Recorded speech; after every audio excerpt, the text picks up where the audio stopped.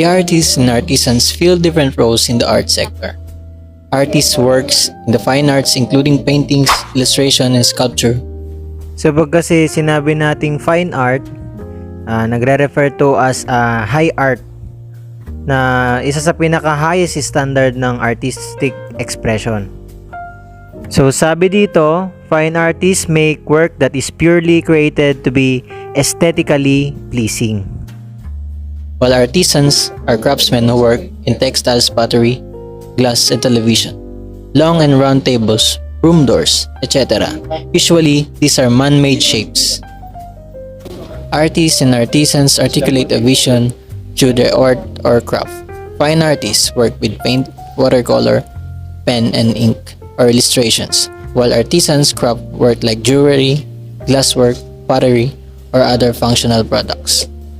Artists focus on creating aesthetically pleasing works, while artisans' works focuses on accessorizing functionality more than aesthetics. The work of artists tends to be shown in museums or galleries, while artisans' crafts are displayed in fairs, shops, and in malls. Artists. All fine artists first learn to sketch and begin with a pencil and sketchpad to work with an idea on paper. Artists transfer their vision to canvas or other medium, and this may mean working in pencils, oils, watercolor, or pastels. Sculptors take their sketches and create three-dimensional 3D products from clay, marble, or other material. Illustrator might work for a publishing or animation company or create original comic books. All artists' works aim to create an overall reaction from a viewer.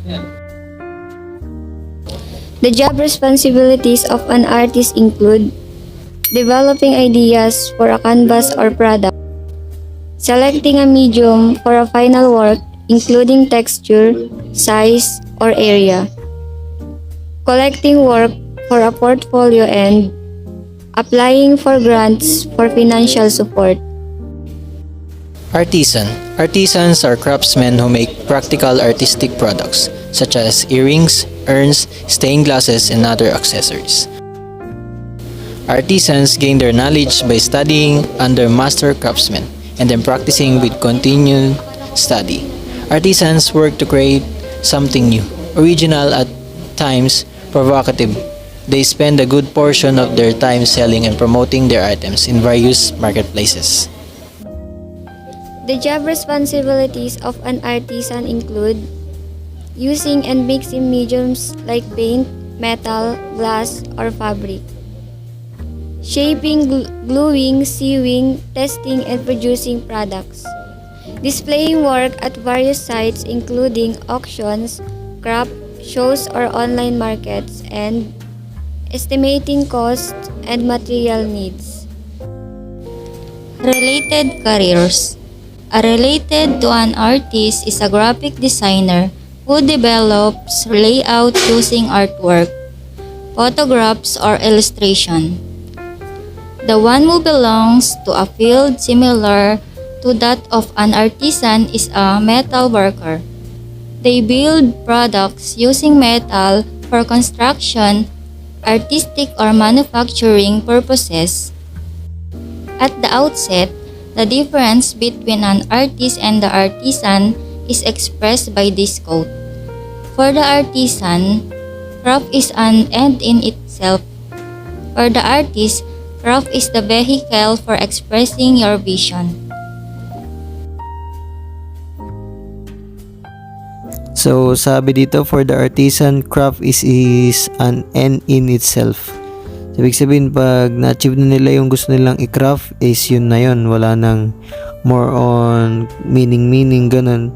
Literal na kung ano yung product, practical product na produce nila is yun na yun. For the artist naman kasi, craft is the vehicle for expressing your vision. So, malawak ang imagination ng mga artist. So, hindi lang sila nag-stay. Kunwari, ang gusto nilang i-paint is upuan, hindi lang upuan yun. Ibig sabihin, minsan may meaning pa yun. Minsan, kung ano saan pumupunta. So, ganun yung ibig sabihin para sa akin ng quote. Art dealer. An art dealer buys and sells art masterpieces.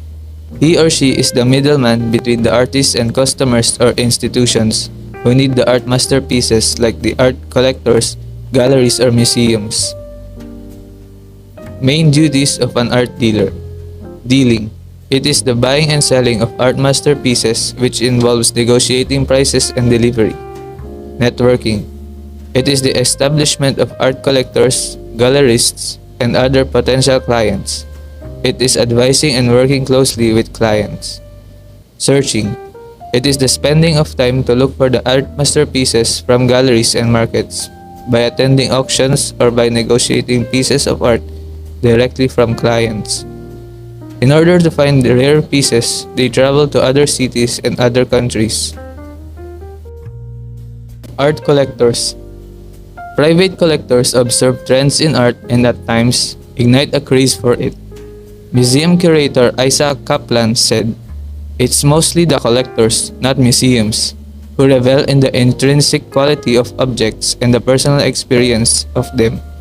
And it is one of the greatest experiences available to American audience that in some museums around the country can share about." Art lovers, collectors among them, support an artist's endeavor, trusting their talents and intuition that bring something new to light.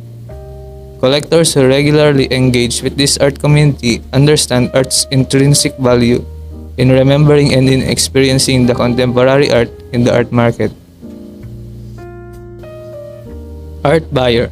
It is an art buyer's job to produce commercial advertising projects while maintaining a creative integrity within a budget. They understand all of the project's needs and are able to source the appropriate vendors. An art buyer's expertise comes in when writing the contract or purchase order for a job.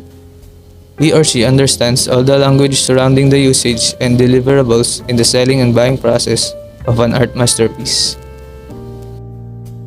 What is art production and why does it matter? Production is word with many meanings. It can refer to the making of something or to final product like a theatrical performance. It can be the process of bringing a song or music work to life or homing that work to perfection. What does it have to do with art? Production is the heart of making art. Artists, the theorists have long acknowledged it's important both as an artistic action and an idea to explore. As the role of production has shifted in our lives, so have the ways in which artists have responded to it. While some think contemporary artists foreground production as a tool, others use their work to explore ideas around production we might otherwise overlook. Production process. The process of creating an artwork that does not necessarily follow a linear progression. It is because artwork requires creativity, which does not always adhere to conventions the artist usually used to do. However, this does not mean that there is no guiding principle governing the process of art production. The process is essentially tripartite. 1. Pre-production. 2. Production. And 3. Post-production. The artist always begins with an idea that he or she wants to express or communicate to an audience. Pre-production is the process of anticipating the production of art masterpieces, which include logistics, human resources, and workshops or trials. Some artists, however, conceive their ideas when material manipulation is already underway. This is when pre-production sometimes seeps into the production stage. Production is the actual execution and creation of art. Sometimes pre-production and production can go together to save resources. Post-production is exhibiting the masterpieces in the gallery, the launching of a book, the preview of a movie, a dance rehearsal, and the like. In post-production, art products are ready for distribution and exhibition in different venues. The artist has the final say whether her artwork is for public or private viewing only. We can expect multiple reactions for those who can view the masterpiece. Usually, it can be divided into two, positive and negative reactions. Conflicting reactions are the result of different interpretation of those who have observed it. Career information involving arts and performing artists, actor, singing, or musician, dancer, choreographer, director, set and exhibit designer. Performance makeup artists, information about careers that involve art and creativity. Craft and fine artists, multimedia artist, animator. Art director, photographer, museum curator, performing arts manager or arts administrator. Award, recognition, and renown.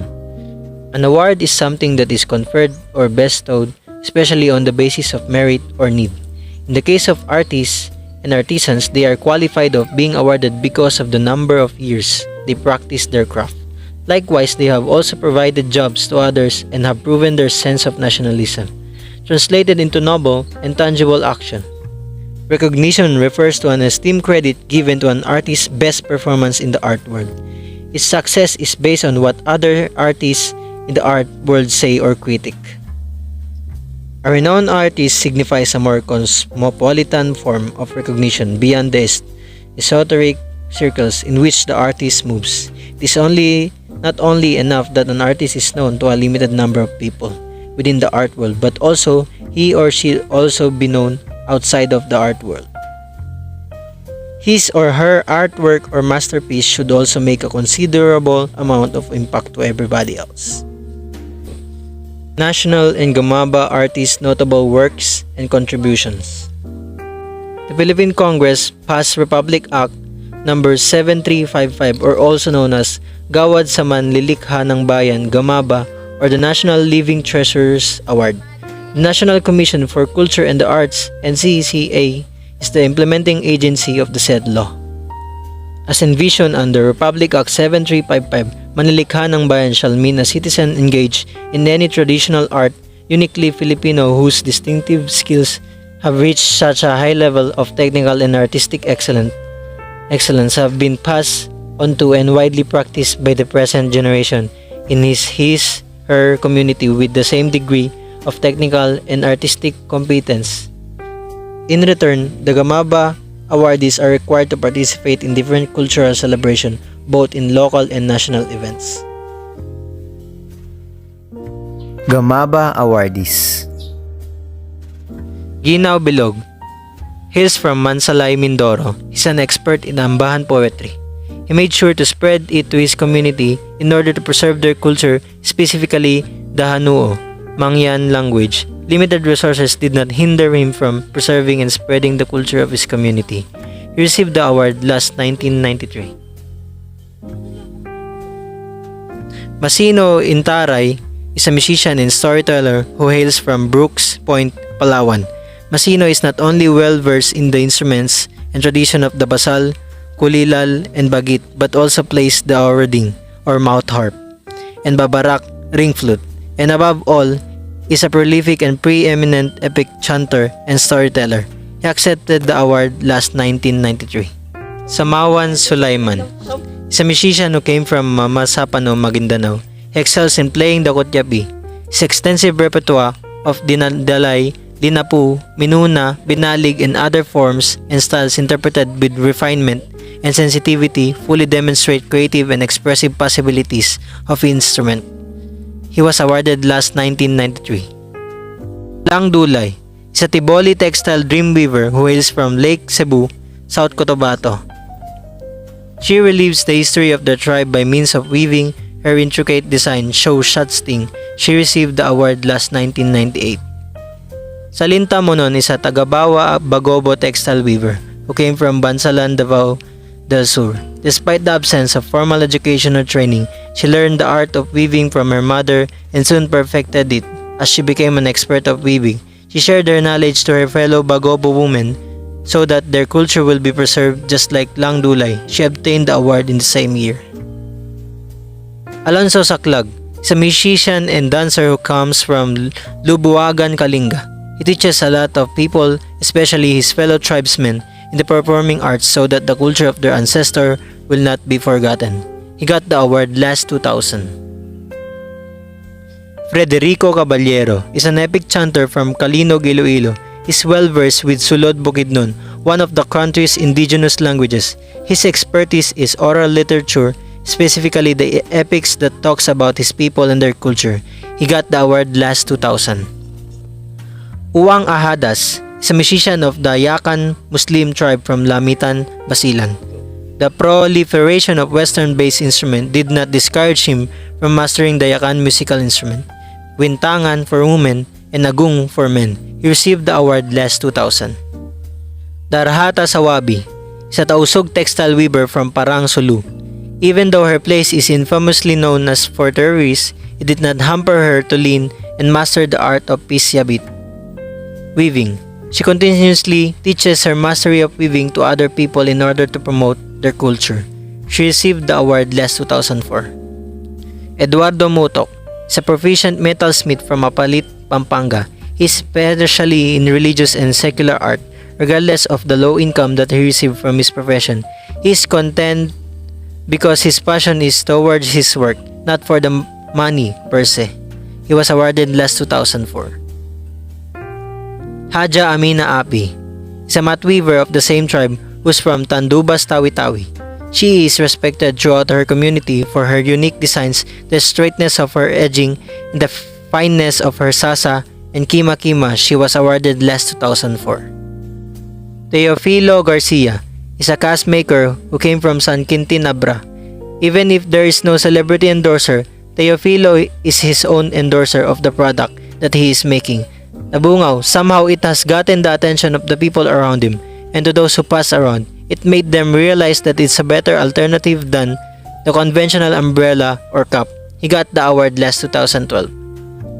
Estelita Bantilan is an expert mat weaver from Upper Lasang, Malapatan, Sarangani. Her natural instinct and talent paved the way for her creativity in mat weaving. Her expertise is heavily sought by the people who wanted to emulate her. She was awarded last 2016. Magdalena Gamayo, an Ilocana textile weaver from Pinili, Ilocos Norte. She taught herself the traditional patterns of binakol, inuritan, geometric design, kusikos, spiral forms similar to orange, and sinansabong, flowers, which is the most challenging pattern. Being self-taught, her own dedication to share her expertise has earned her an award last 2012. Ambalang Ausalin is a textile weaver who hails from Parang Basak, Lamitan City, Basilan. She possesses the complex knowledge of the entire weaving process, aware at the same time of the cultural significance of each textile design or category. She became a recipient of the award last 2016. Yabing Masalon Dulo is a weaver from Landan, Polomok, South Cotabato. Ikat dyed fabrics with historical and cultural significance are sought after by people from all walks of life. She's also an influential person because many are awed by her creativity and want to emulate her. She gained the award also in 2016. It can be noted that as of this writing, there are currently 16 awardees of the said award. Hopefully, their art contribution will unceasingly continue in the years to come. The government, academe, and other stakeholders should do their part in protecting and spreading the fragile culture of the Gamaba awardees. The Order of National Artists. What is the Order of National Artists? Those who have been proclaimed national artists are given a grand collar symbolizing their status. Recipients of this grand collar make up the Order of National Artists. The Order of National Artists, Orden ng Gawad Pambansang Alagad ng Sining, is thus a rank, a title, and a wearable award that represents the highest national recognition given to Filipinos who have made distinct contribution in the field of arts and letters. The Insignia of the Order of National Artists. The insignia of the Order of the National Artists is composed of a grand collar featuring circular links portraying the arts and an 8-pointed conventionalized sunburst suspended from a sampaguita, red in green and white enamel. The central badge is a medallion divided into 3 equal portions, red, white, and blue, recalling the Philippine flag with 3 stylized letter Ks. The KKK stands for the CCP's motto, Katotohanan, Kabutihan at Kagandahan, the true, the good, and the beautiful, as coined by the First Lady Mrs. Imelda Romualdez Marcos, the CCP's founder. The composition of the grand collar is silver gilt bronze. In place of a rosette, there is an enameled pin in the form of the insignia of the order. When was the Order of National Artists created? It was established by virtue of Presidential Proclamation number 1001, 1972, which created the award and decoration of national artists to give appropriate recognition and prestige to Filipinos who have distinguished themselves and make outstanding contributions to Philippine arts and letters, in which posthumously conferred the award of the painter Fernando Amorsolo, who had died earlier that year. Get to know the new national artists. The nation, led by President Rodrigo R. Duterte, feted 7 new national artists in awarding ceremony held on 24 October, which also revealed the honorees of other awards of national importance, the Presidential Medal of Merit, the Philippine Heritage Awards for Tangible and Intangible Heritage given for the first time in the Gawad sa Manilikha ng Bayan or National Living Treasures, awards for traditional and folk artists, craftsmen, and artisans. The newly declared national artists are Larry Alcala for visual arts, Amelia La Peña Bonifacio for theater and literature, Ryan Cayabyab for music, Kidlat Tahimik for film and broadcast arts, Francisco T. Manyosa for architecture and allied arts, Rachel B. Mojares for literature, and Ramon Muzenes for literature. 2 of them, Alcala and Muzones, were honored posthumously. Event concept. You need to remember the 5 W's on how to conceptualize an event. Why, who, when, where, what. Event coordination. This is where you start as a team. Productive brainstorming is a must. Your event concept will guide you on what would be the possible theme or title of the event. Event control. Having defined the scope of your event, it is highly important to put control measures in place. At least 2 members should compare and contrast the similarities and differences of planning and its actual implementation. Event culmination. This is the highest point of every event, the coordination of the event day itself, where the result of all the previous planning is seen.